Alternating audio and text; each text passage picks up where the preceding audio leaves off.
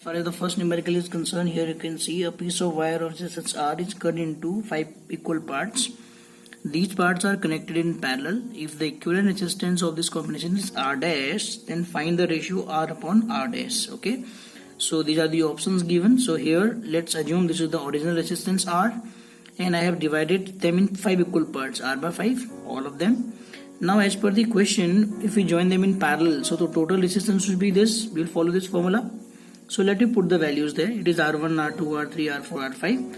So total resistance, it is given in question, it should be R dash. So I am putting here R dash. Okay. Once you place the value of R dash here and you put the remaining values R by 5, R by 5, take the reciprocal of them. So 5 upon R for all. If you add them, the total LCM will be R, and it will be sum of all 5s 25. But we have to find out R upon R dash. So I will be cross multiplying this R this side. So what I will get, R upon R dash equal to 25. So the answer is P, 25. The another problem here, which of the following represent the electric power in a circuit? It's very simple. P equal to VI, we know. So the VI is this. So it is a correct answer. It's another problem which says that an electric bulb is rated 220 volt and 100 watt. It is a rating written on the bulb. When it is operated on a 110 volt, the power consumed will be, you must be thinking it is 220 volt, it is 120 volt. So as the value got half, so this will also be got half 50, but it will not be so.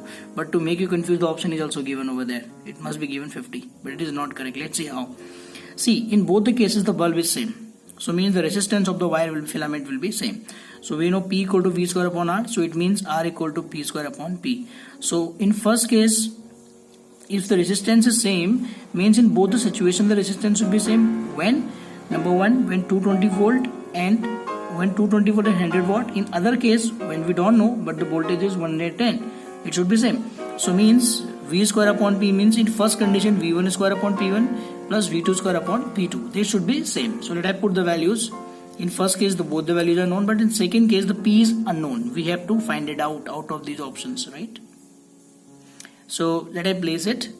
As I place the values, I have taken the root on both the sides. So taking the square root on both the sides, we can take 220 outside. So 220 out of 100's root is 10. And this is again the square root of 110 square is 110. But P is a single constant, so under root P is given. Now our task is to find out P. So let me solve it out. 2 upon 10. Just you cut it out. This will be twice. If you cut, it will be coming 1 upon 5. So you can cross multiply. 5 will be coming this side. Root P will be coming this side. So root P equal to 5. So to remove this root, we have to square both the sides. So the P is 25 watt. I think you will be surprised. This is 25. Okay. So things matter because of this square term. This square term makes a difference. Another numerical from the same chapter is two conducting wires of the same material and of equal length and equal diameter. Means the wire is same. Let's say this is a wire. It is of same material, it is of same thickness, same radius, same length, but there are two. One is this pencil wire, other is another wire. So both of them are given.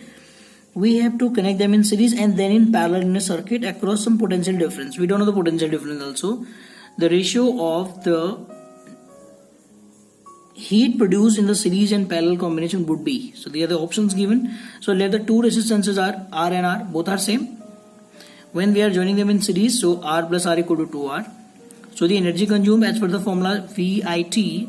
So here we will convert this formula because I is not given. So we will convert this I in terms of V and R. So I equal to V upon R.